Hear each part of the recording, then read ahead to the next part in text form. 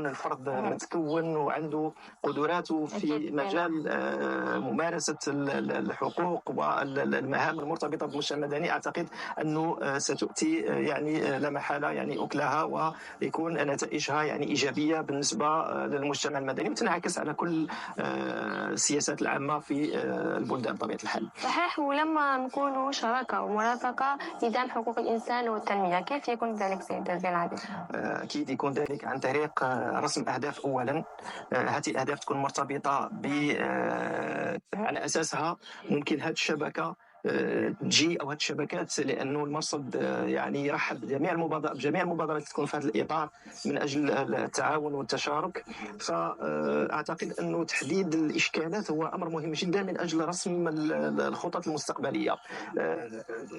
يعني المرصد الوطني في اهتماماته انه يكون واسع المجال فيما يتعلق بالانشطه، بحيث انه يحتوي كل نشاط ممكن انه يقترحه اي فرد في المجتمع المدني، سواء كان ينتمي الى جمعيه او ينتمي الى مؤسسه ناشطه في ميدان المجتمع المدني، لانه المرصد الوطني ولا يعنى بالجمعيات فقط بقدر ما يعنى بمجتمع فيه تركيبه وخليط من المنظمات، من الهيئات، من حتى الافراد اللي عندهم مبادرات ممكن تكون ضمن هذه الرؤيه. فتحديد الشراكات مع المجتمع المدني يكون من اجل انه تكون فيه نتائج في اخر المطاف تؤثر في المنظومه العامه، تساهم في تحقيق الاهداف العامه كذلك للبلد، ومن ثم يمكننا اننا نوصل الى مجتمع راقي، مجتمع متحضر،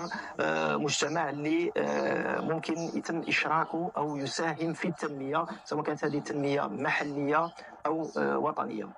أكيد سيد العابدين. وبالحديث على الشراكة، أكيد كنت وضعت خطط عارضة لخطة العمل في إطار هذه الشراكة، لو تعرف عليها. خطط العمل في إطار الشراكة مع المجتمع المدني خاصة في مجال حقوق الإنسان هي أول شيء محاولة وضع اليد على جميع القضايا التي ترتبط بمجال حقوق الإنسان على المستوى المحلي والوطني. كذلك مهم جدا تنوير وتفعيل كذلك الناشطين من أجل أنه يحددوا ما هي القضايا اللي ممكن أنه نشتغل عليها في المستقبل في هذا الإطار. بعد رسم هذه النقاط والمحاور الكبرى يمكن المرور إلى المرحلة الثانية، وهي مرحلة اللي ممكن تكون مرحلة مرافعة أو مرحلة برمجة مشاريع في هذا الإطار، يمكن أنها تنعكس دوليا وإقليميا كما قلت، وهذا يعني ضمن حركية ونشاط